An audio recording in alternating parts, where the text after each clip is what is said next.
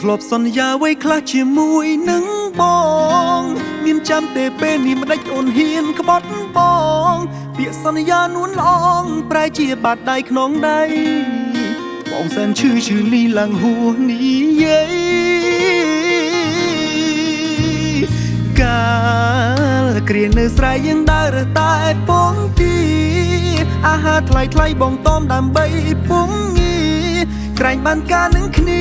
រួចហៅអូនប្រពន្ធតែឥឡូវអូនបដូរឲ្យគេហៅមក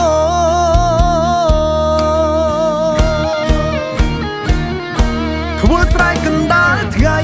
មានអ្វីទៅផ្គប់ផ្គុនគេជាអនិច្ចជនបងគ្មានអ្វីប្រៀបនោះធ្វើការមួយអាយំមិនដឹងប្រាក់នៅឯណា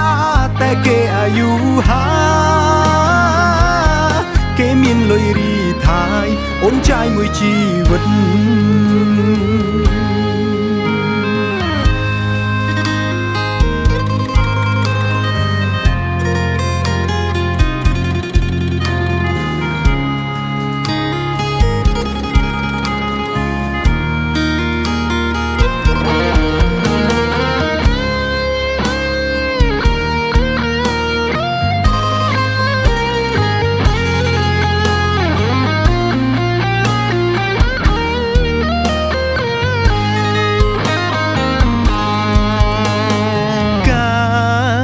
គ្រានៅស្រែយើងដើរតែពងទី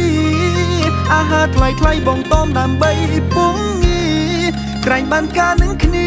រួចហៅអូនប្រពន្ធតែឥឡូវអូនបដូរឲ្យគេហៅមក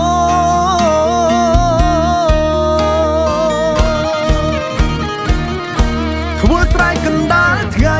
មានអ្វីទៅផ្គប់ផ្គុនគេជាអនិច្ចជន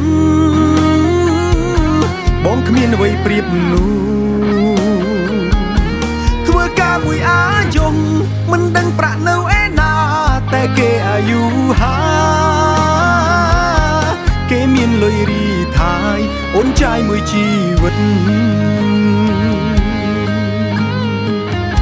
ធ្វើស្រែកណ្ដាលថ្ងៃមានអ្វីទៅផ្គប់ផ្គុនគេជាអនិច្ចជនបងគ្មានអ្វីប្រៀបនោះធ្វើការមួយអាយំមិនដឹងប្រាក់នៅឯណាតែគេអាយុហាគេមានលុយរីថាយអូនចាយមួយជីវិត